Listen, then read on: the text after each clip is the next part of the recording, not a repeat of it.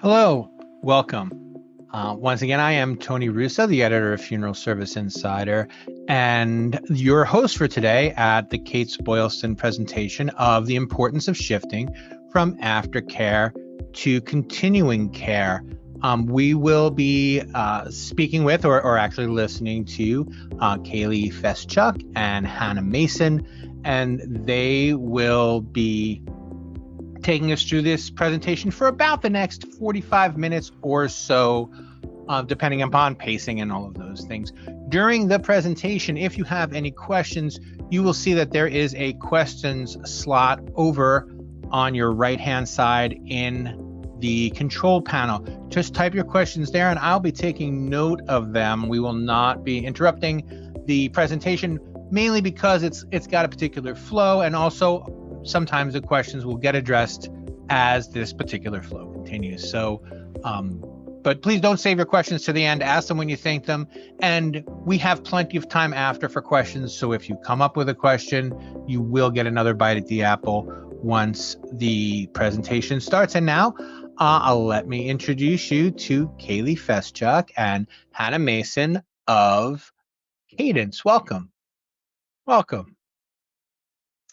Thank you, Tony. Thank you. All right. I'm going to dip out now, and I will be back at the end of the program. Sounds good. Well, hello, everybody, and thanks again, Tony, for the warm welcome. If we haven't met before, my name is Kayleigh Feschuk, and I have been with Cadence for about 3 years. So I started off in marketing and then made the transition over to partnerships about 1.5 years ago. And prior to working with Cadence, I did some peer support for young people who suddenly lost their significant others, because part of my story is that I had a significant other that passed away in a pretty well-known accident up where I live in Canada called the Humboldt Broncos bus crash. So I really found my purpose in combining my personal experience with loss with what I do professionally, and ultimately it's been the best possible fit. And my name is Hannah. I am a grief educator and somatic grief coach, meaning I take an embodied process to helping people sort through their grief and move through their grief. So I joined the team also about 3 years ago to support in expanding into the US and bringing my grief training and education into what we do. And similarly, I also had an experience with loss at a young age. My mom died when I was 21. About 14 years ago. So very passionate about how we can support families after a loss and knowing that experience firsthand, and that there's such a great need for it. And the reason why we share a little bit of our stories is because having an intrinsic tie to what we do is something that's not exclusive to Hannah and I at Cadence. And in fact, the entire Cadence mission was actually founded on the personal experience of our founder, Rachel. So she's the woman photographed in red, and the woman in the middle is her mother, who passed away in 2014. So when Rachel's father was unable to perform the executor duties, she stepped in to handle all of the end-of-life logistics and quickly realized what an antiquated and incredibly complicated process estate settlement is for someone who's already grieving and already can't handle it. So being an entrepreneurial person by nature, she decided to try to make a really definitive change in the way that not only Canada sees estate settlement and logistical processes of loss, but ultimately our mission is to really make this process a lot smoother from the government level, eventually all over the world, but starting in all of North America. And our early days really founded where we are now. So obviously we are a tech-based solution, perhaps not obviously if you've never heard of us, but we are a technologically based solution. But to begin, we had a very rudimentary tech product. And it was kind of like a checklist that we had one support staff that would go through with the family that was identifying a need for our assistance, and basically help them curate the different tasks that they would need to be completing on behalf of their deceased loved one. So obviously this is a very time-consuming process, and that more concierge service was very ultimately appreciated by lots of folks. But we quickly realized that it wasn't a scalable enough solution to provide that wider spanning impact that we hope to have in the longer run. And Cadence was also originally founded in Canada, and of course, research and development was a very large focus from the start.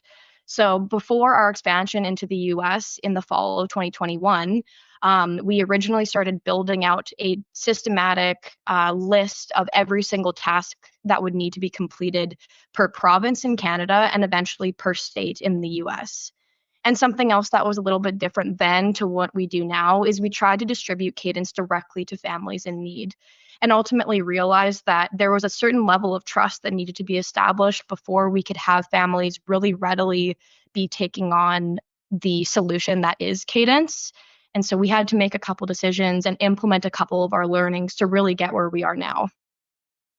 So what we learned is that accessibility from the very beginning was at the forefront of our mission. And as we began with our research and development process in our early days, we were just solidified in that mission and understanding that providing this to the people that need it is ultimately at the heart of what we do. And also, as I kind of mentioned earlier, bereaved families require time to develop that trusting relationship with.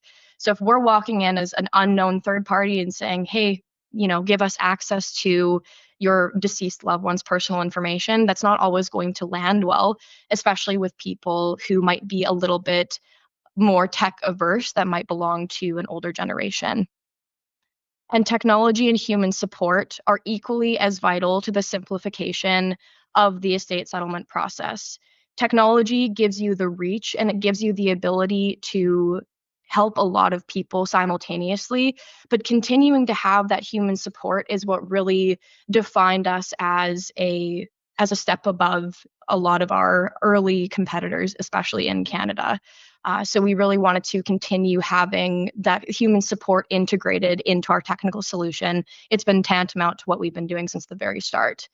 And along the way, from all the learnings we established and the research we were doing, we ultimately fell in love with the funeral profession and quickly realized that because funeral directors have the relationships with the families and they have the trust with the families from the incredible at-need care that you provide, they ended up being the most organic and circularly beneficial partners for us because we can continue to benefit you while you continue to distribute Cadence through your services where you've already established that degree of trust and respect with families. And that took us to where we are today. So today we have a fully integrated digital platform. And as Kayleigh mentioned, it's supplemented with human support. So we have certified executor advisors available to guide people, answer their questions, spend time on the phone or chatting with them to ensure that they're well supported. And within the platform, there's a few aspects. So for at-need families, they're engaging with the executor assistant, which is a personalized development that allows them to know exactly what's relevant to them. So every task is going to be specific, like Kayleigh mentioned, to the state or province that they're in and to the logistics of their particular loss. We also have grief care. So we know that the logistics are a big part of this problem, but grief is embedded into every step of that process. So supporting people emotionally and making sure that they understand what to expect with grief and have a community of support is also essential.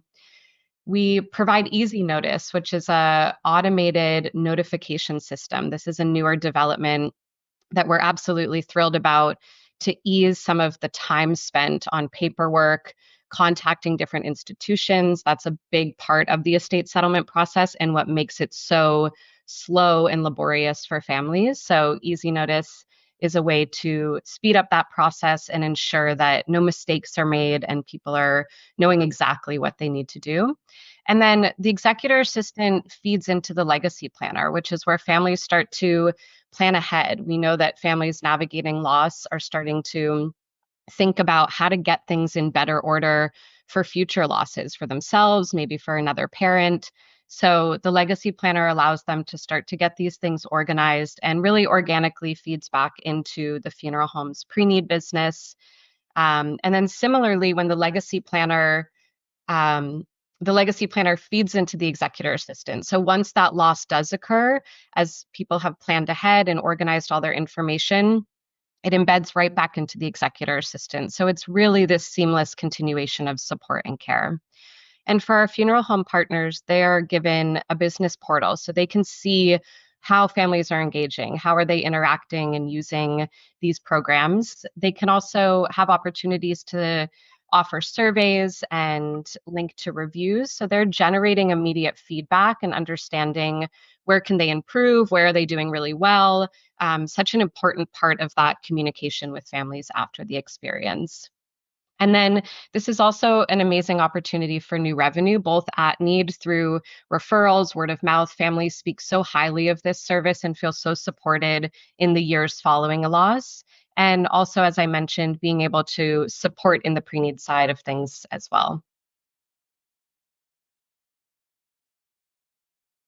So we quickly found as we developed all of this that we fit into what is currently known as aftercare in the death care landscape.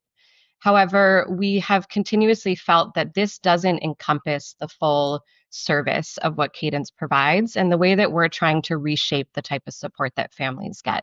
So we're going to go into a little bit more about what is aftercare versus continuing care and how do we see the difference. And before we can talk about what continuing care is and how we've really implemented that into our service structure, we need to first understand what the general understanding of aftercare is. And the short answer is that it depends on who you ask. So over the last year and a half or so, we have been surveying funeral professionals and families in our network to get an idea of what aftercare means to them, to sort of consolidate a definition to figure out where we fit. And as you can see on the funeral professional side, you can see that there is a lot more task orientativeness, such as making phone calls, sending cards, hosting grief workshops. Whereas on the family side, you can see that it's a little bit more of a holistic approach to what that aftercare looks like after the funeral takes place. So you can see even in items like community support and therapy and grief counseling, sometimes families aren't even aware that funeral homes can provide aftercare or that they can be looked at as a resource to be receiving it. But there were three commonalities that we noticed between funeral professionals and families from who we surveyed. And that was that the consistent definition of aftercare consisted of grief support, primarily grief support, actually, continued outreach, and then referrals to professionals such as estate lawyers or accountants. We also wanted to call out some interesting research that Fortitude Research and Marketing did and released in 2024. All 4 points are very interesting, but the top two are what we wanted to call special attention to. And that's 56% of people feel well supported after the funeral, which means that 44% do not fall into that category. And that 48% feel as though they're given sufficient tech resources and products. And the overall goal of continuing care is to ensure that families continue feeling well supported after the funeral. And one of the ways that can happen is by providing a tech-based resource for estate settlement and grief support. And ultimately, in our mission to redefine aftercare in a way that fit us, there were just so many gray areas to navigate that we ultimately just needed to carve out a new space for us. So even the definition of what it could be called, from aftercare, after need, post-loss support, whose responsibility is it to offer aftercare wasn't even clear cut, who should pay for it. All of these kind of led to this idea that there was something else on the horizon that funeral homes could ultimately be using to differentiate themselves in the market and create a new branch to their services that is founded in the demand that you could see from the Fortitude research, where people are expecting tech resources today, and that's only going to continue to increase over the next 5, 10, 15 years. So, welcome to Continuing Care, our enhanced approach to aftercare. And really, what this looks like is providing comprehensive estate settlement guidance, so addressing the logistical side of loss, which is huge, and also addressing grief support and the emotional side of loss. Being able to refer to professional assistance, so like Kayleigh mentioned, estate attorneys, accountants, appraisers, grief counselors, and also helping families start to plan ahead. So really addressing the full spectrum of a family's journey with death and future deaths. And some of the key benefits of providing continuing care is not only new channels, new ways of providing service in such a shifting time in death care and what families are expecting. This can really differentiate yourself boost your reputation in your community, but it also allows for a longer connection period and engagement with families. So it builds a more sustainable relationship rather than transactional.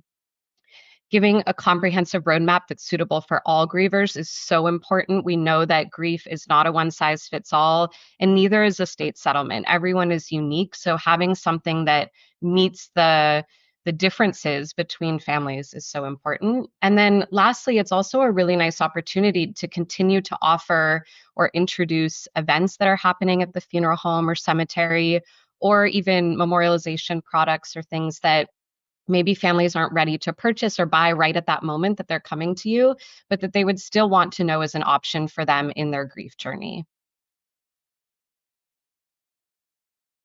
So coming back to our model of continuing care, just to give you a little bit more insight into what this family experience really looks like as they're coming into the funeral home, they're being introduced to Cadence during the arrangement conference. And this is where the seed gets to be planted so that they know they're going to get support when they leave. It's not just going to end after the service. And there's an ongoing support system of care that that funeral home is providing for them. The next of kin or the executor or purchaser will receive the invite to Cadence via email or text, and then they can activate their account and start to engage either by booking a support call right away if they need that immediate human support, which some people do, and maybe the people that are a little bit less tech friendly will go towards that option. Or they're starting to work through their roadmap and learning about the different tasks that they're going to have to complete. They can also invite additional family members, collaborators. We have people adding their attorneys if they're working with someone, or a sibling that they're co-executors with. So we also have the opportunity for people to invite additional collaborators just for grief care. So sometimes the people coming in are helping through the roadmap of tasks and through the estate settlement process, but sometimes they're just coming to join a grief group or get a little bit more education about what grief is like. And then this feeds really into nicely into what we've said of starting to plan ahead, starting to plant the seeds of education, helping them understand, okay, if this process felt really complicated, how can I better prepare my family for a less complicated process in the future? And that's where it feeds nicely back into communication with the funeral home if needed. And then again, the legacy planner will then one day when the death occurs, prompt the initiation of executor assistant. So this continuing care doesn't have a beginning and an end, and really is a full spectrum approach to what families are needing today. Ultimately, though, in the explanation of all of that and what we've ultimately landed on in our model, we began to understand that there are absolutely barriers to providing aftercare in the first place. So we'll go into a few of those barriers that can pop up, and then also a few things to consider when you're addressing them, either with choosing a partner to help you with continuing care or in implementing your own systems. So, of course, this is not news to anyone that's watching, I'm sure, but there are losses to traditional sources of revenue. As cremation rates continue to rise and product sales decrease in their ability to really substantially generate revenue, funeral professionals are experiencing revenue losses. And so when you're looking for a partner in continuing care, ensure that you're looking for a solution that doesn't follow a one-size-fits-all model. You really need a solution that will provide a viable means to generate revenue and adding a new service structure to your business.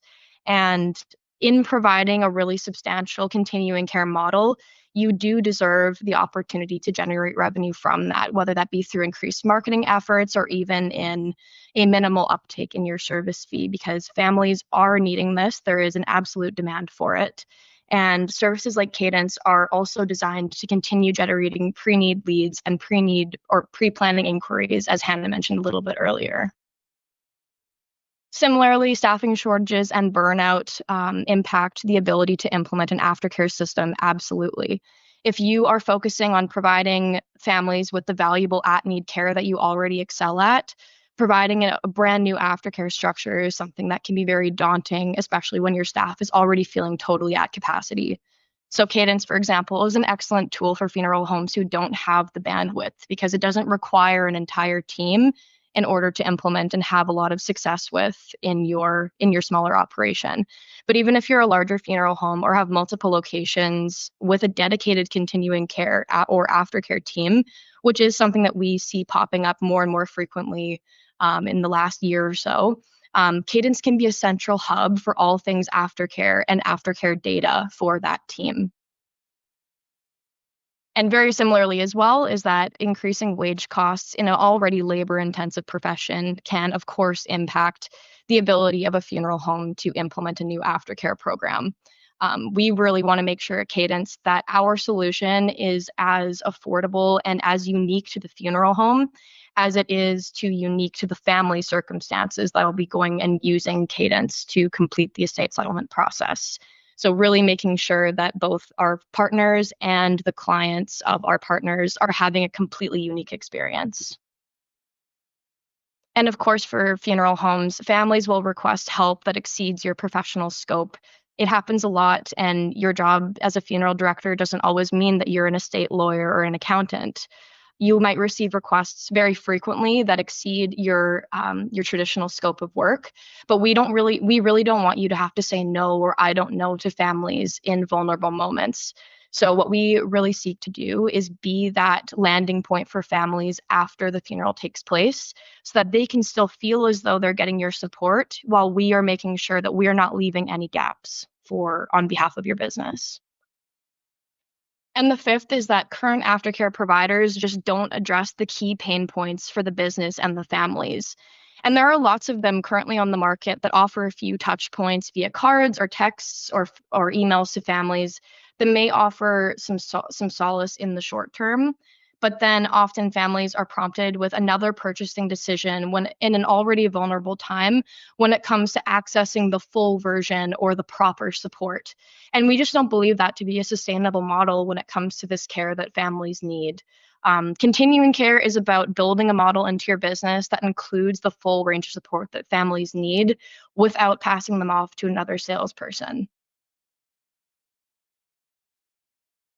So we'd love to bring some attention to both research that was done in the US on kind of a large scale level, and then also some research that our company did directly with an ICU that's local to our team. So firstly, in the US, they released last year the Bereavement and Grief Services report, which was released by the US Congress. This was a large project. Many different organizations were involved to make this happen. And what they found in the report was that the primary barriers to families getting support that they need after a loss were the following. One, awareness about services, not knowing what is out there, how do I get access to it? Financial constraints being another large one. A lack of time, not being able to spend time to do the research to find the type of support they needed. And then also a transportation concern, which really speaks to the shifts happening as more things move digitally and online. People, depending where they're located in the country, can't always get to what they need to get to. All key contributors expressed their concerns about what the current state of bereavement services is in the US and described them as lacking, inaccessible, and fragmented. So part of the report also spoke to what is the solution for this? And bereavement infrastructures can be created by the federal and state level. I think we will start to see more and more of this. This is in huge part to the aftermath of COVID and having a global pandemic. More people are navigating grief in these following years than they have in a long time. And the conversations are coming up more and more in the communities. However, the report also stated that private entities like funeral homes have an opportunity for innovation to be part of the solution and ensure access and quality of care for families. So part of our mission is also a call to action with funeral professionals that we work with about what is your community impact when it comes to grief literacy. And so many of our partners do such a great job at educating about the options when it comes to death, right? Body disposition, service, funeral, memorial, what am I going to do and what are my choices? But there's a huge opportunity and gap here still for grief literacy and the process that comes after loss. So your funeral homes are cornerstones of your communities. We know that. And whether you're already providing these services or not, the communities that you're working with are increasingly going to need more robust grief support in the years ahead. More people are recognizing the need for this. They're having the impact on the mental health side. We're seeing it on a large scale in the US. And it's a really exciting time to think about the future of how we can solve for these problems within the funeral profession. And as Hannah mentioned, there is a direct correlation between grief literacy and between logistical care when it comes to the end of life activities, such as estate settlement.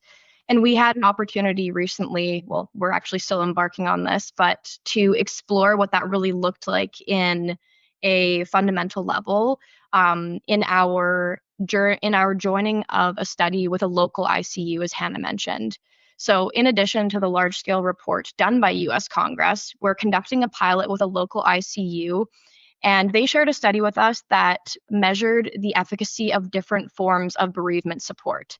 So, we want to share a few of the interesting findings that we believe that you could take away and implement tomorrow. And that's because the role of the ICU doctor or nurse is fundamentally quite similar to the funeral director in that you are the last responder. A little bit of a tangent is that we really believe that funeral directors deserve that first responder title, but this data is very easily extrapolatable. So we'll share a little bit of that with you if there's anything that you perhaps could take away and implement into a couple different flows that you have in your funeral home. So the studied continuations of care, I'll refer to them as interventions going forward, were the following 6 items. So individualized final wishes, mementos, diaries / storytelling opportunity, follow-up phone calls, booklets and referral resources, and cards and letters. And the way that these interventions were measured in terms of efficacy is in the physiological responses to grief and PTSD. Truth be told, it's a little bit out of my wheelhouse. I'm not super versed in the medical world, but I'm happy to share the study if anyone would like at the very end. So in terms of individualized final wishes and what people found to be the most ubiquitously helpful, and this includes things like decorating the room to be very personal to the deceased or playing the deceased's favorite music, the most appreciated form of individualized or personalization were to be presented with donation or charitable options that could be made in the loved one's name. Mementos were also an item that were studied, and the most appreciated memento that families received in the ICU was an ECG necklace. So very similar to fingerprint necklaces, which I'm sure many of you probably offer in your funeral home as well. The third was diary and storytelling, and I found this to be an interesting one because you would think that people would have a really traumatic response to the ICU, and oftentimes they do, but having some recounting and some tangible proof of what they witnessed while there ends up being something that adds a little bit more validity to the way they might be feeling later on, and ultimately did have positive impacts in terms of their ability to handle PTSD and grief. And so families that did a diary of 2 to 4 weeks spent in the ICU found positive results because it was a resource they could then reflect on in therapy. The follow-up phone call is interesting because it actually gave a sequence that they found to be the most effective. There were a few different sequences that were studied, such as a phone call 1 week after, and then a phone call 2 weeks after, and also 4 months after. But the most effective sequence happened to be an action-based call at 4 to 6 weeks, where they reminded the family to engage in the estate settlement activities that were necessary, or to be looking into therapy, or if there's any sort of final wraps that need to be done in terms of the ICU stay, just to make sure that is all settled and out of the way. And then a more emotionally based check-in at 6 months. The booklets and referral resources, this one, funeral homes already do incredibly well, so I won't spend too long on it. But ultimately, multiple spiritual, religious, and logistical resources were what people found the most effective and what they found the most solace in because it gave them the gift of choice. And then, much like the follow-up phone calls, there was actually a sequence of sending cards and letters that was most effective if any of you folks end up sending those out to your families after the fact. And that was to send a sympathy card at about 2 weeks after the death, and then handwritten notes mailed both at 6 months and 1 year. And those just had the most positive overall responses. However, there was one form of intervention that 100% of respondents most widely appreciated. And it might surprise you a little bit, but it was called the grieving cart. So the grieving cart was a physical cart that was pushed into the room at multiple points after the death takes place. And it includes comfort foods or comfort items, included tissues, different resources or pamphlets for grief care or religious or spiritual options that might be available locally to them, fresh food, water, and ultimately it was just gave the families the opportunity to be delivered something that they could turn down if they didn't need anything at that moment, or explore if they wanted some item of comfort or something more proactive. It was just a physical way for the ICU nurse or doctor to arrive and say, here is something to show you that we care. You can turn it down. This will not be the last time that you will see the grieving cart. And it seems so simple when you're just looking at it, because giving families the gift of choice is something that might come very naturally to ICU professionals or also to funeral professionals. But to families, when they're experiencing the gift of choice in a time where it seems like autonomy and choice is stripped from them, giving them this opportunity to say yes or no to something and to explore it as much or as little as they need is really a rare and valuable tool. And ultimately, the key, both in the grieving cart and in continued care, is to provide a balanced array of options to families. And we just want to encourage, as we are nearing the end of the presentation here, everyone to think about how the philosophy of the grieving cart can be applied elsewhere. And this can go for our personal lives, but also can be applied to business as well. And in what ways, digitally or tangibly, can you be personally delivering a unique array of aftercare offerings to families? Whether that looks like enriching your own aftercare program a little bit more from, or even from the ground up, or finding a partner like Cadence that can ensure that that is a process with longevity and true impact. We just want to encourage everyone to think about how the grieving cart philosophy can be something that we are thinking about on a more regular basis. So we see such a synergy between our model of continuing care and the concept of the grieving cart of aftercare. And we know that meeting families where they are is the most impactful form of support. So thinking about offering various systems of support that meet the logistical and the emotional aspects of loss and help them prepare for their future and continue to live a full life is such a huge piece of this mission. And we also know that this model supports the funeral home businesses and the families, and that that is really the winning combination. So thank you everybody for your time and attending today. If there were any questions, which Tony I'm sure will give us a heads up if there are a few we can address, we'll take some time in the next few minutes to answer those. But in the meantime, I've included our email addresses and our phone numbers. And if you have your phone available, you could scan the QR code at the top left corner of the screen to book a demo with either Hannah or I if you're interested in seeing what the continuing care model would look like for your funeral home.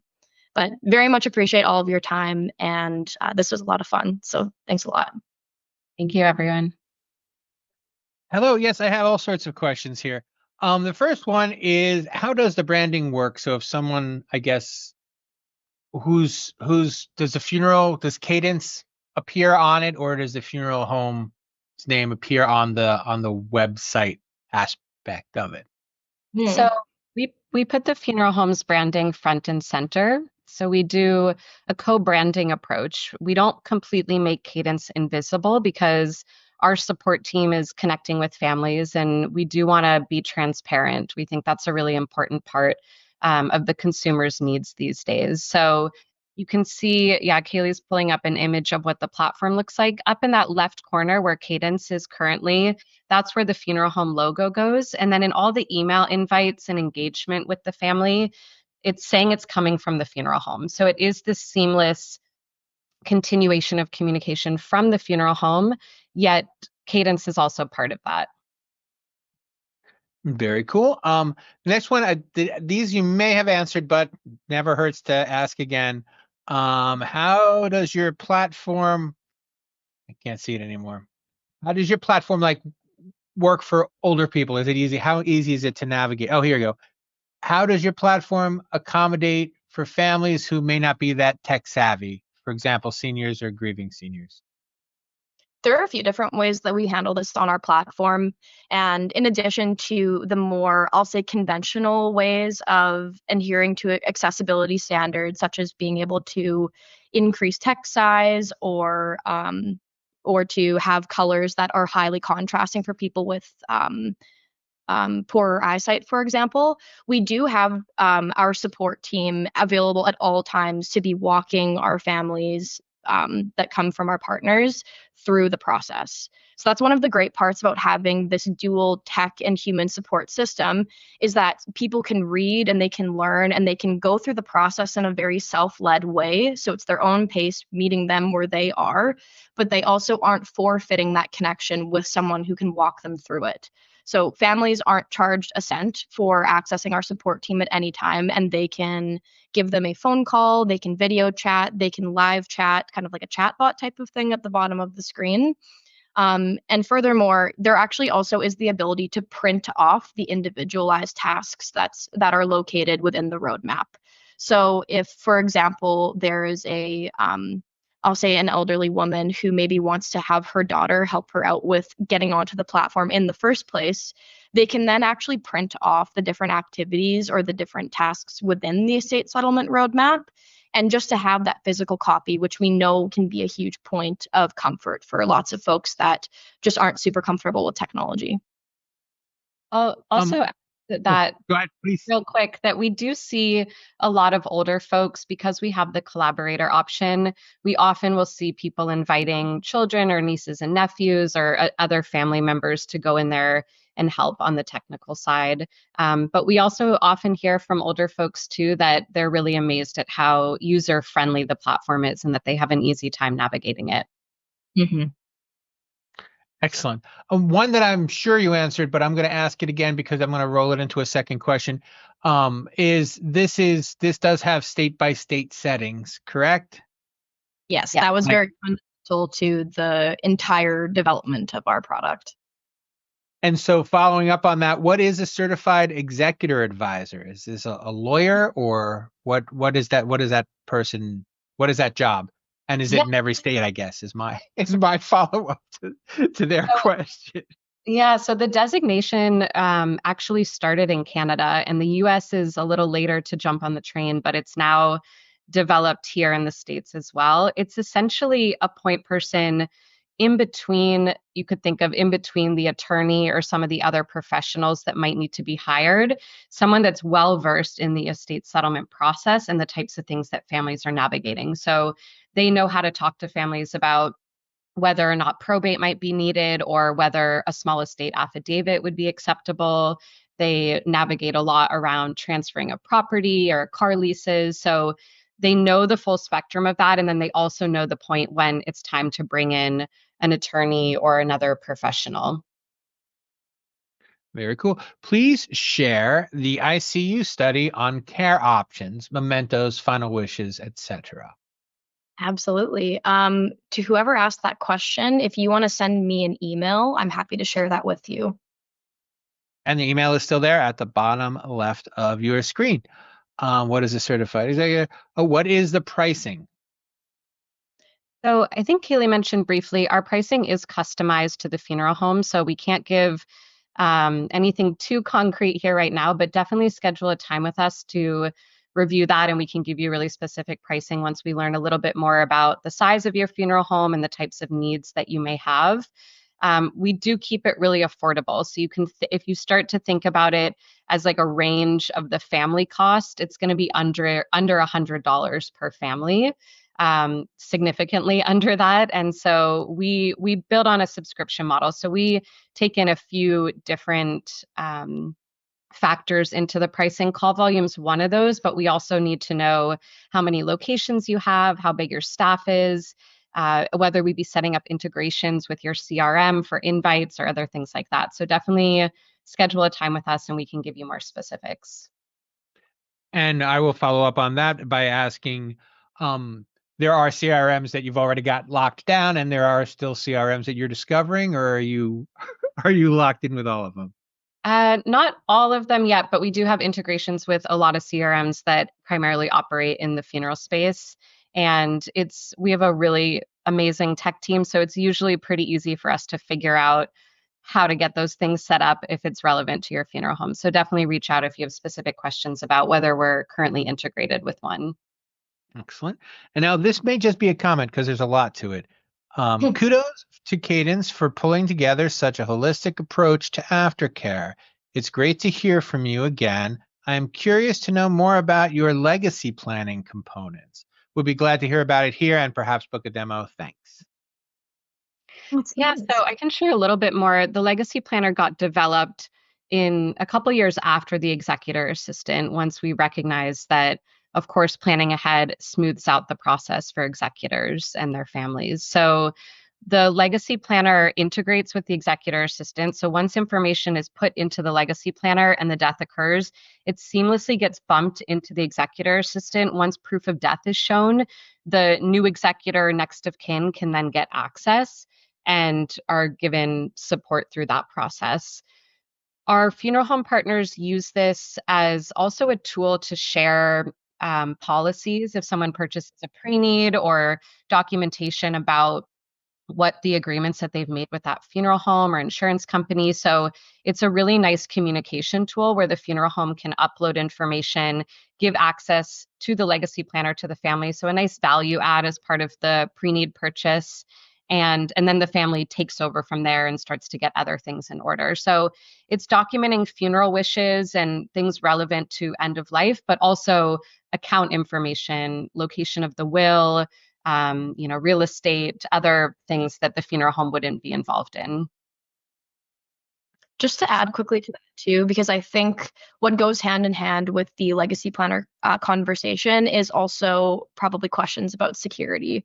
And that's the other great thing about having such a skilled and very, very experienced tech team as we do have, is that Cadence is actually SOC 2 certified, which I believe we are the first aftercare solution available on the market that is SOC 2 certified.